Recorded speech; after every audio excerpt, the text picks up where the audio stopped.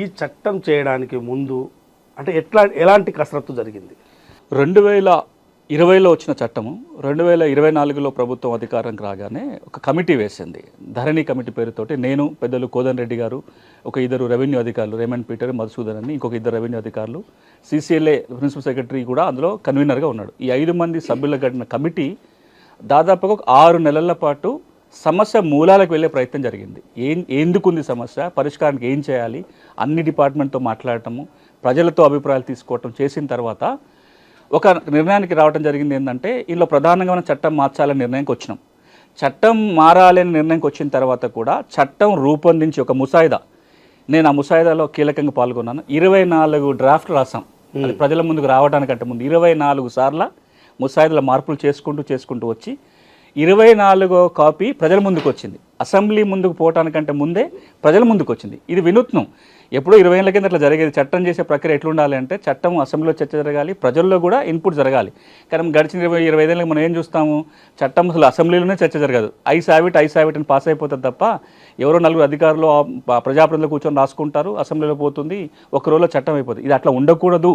ప్రజలకు తీసుకెళ్ళి ప్రజల అభిప్రాయాల మేరకు చేయాలనే ఉద్దేశంతో ఒక నెల రోజుల పాటు ఈ చట్టాన్ని ప్రజల మధ్యలో ఉంచి వారి అభిప్రాయాలు తీసుకొని ఒక మళ్ళీ కొత్త డ్రాఫ్ట్ తయారు చేసాం. అంటే ప్రజల్లో ఎలాంటి సమస్యలు ఉన్నాయి, రైతులకు ఈ చట్టంలో మనం ఏదైతే పెడుతున్నామో ఈ సెక్షన్స్ బాగానే ఉన్నాయా, ఇంకేమైనా పెట్టాలా, ఇంకే విధంగా సెక్షన్స్ మార్చాలా, వీటన్నిటిని కూడా అభిప్రాయ సేకరణ జరిగింది. చాలామంది ఉత్తరాలు రాశారు, ఈ సెక్షన్ బాగుంది, దీంట్లో ఇది పెడితే బాగుంటుంది, ఈ పలానా సమస్యకు దీంట్లో పరిష్కారం లేదు, మీరు పరిష్కారం సూచించండి అని.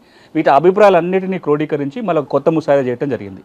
ఇక మీరు ఇంత మొత్తం ప్రక్రియలో ఎప్పుడు జరగనట్టుగా ముఖ్యమంత్రి గారే దాదాపు 8-9 సమావేశాలు గంటల కొద్ది కూర్చొని సలహాలు సూచనలు ఇవ్వటం. జనరల్గా అధికారానికి రాగానే భూమి అనే అంశాన్ని లాస్ట్లో తీసుకుంటారు. ఎప్పుడో ఇది కొంచెం సెన్సిటివ్గా ఉంటుంది కాబట్టి జనరల్గా పట్టించుకోరు.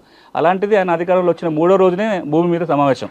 అప్పటి నుంచి ముఖ్యమంత్రి కావచ్చు, రెవెన్యూ మంత్రి కావచ్చు, ఈ కసరత్తు అంతా అయిపోయి అప్పుడు అసెంబ్లీకి వచ్చింది.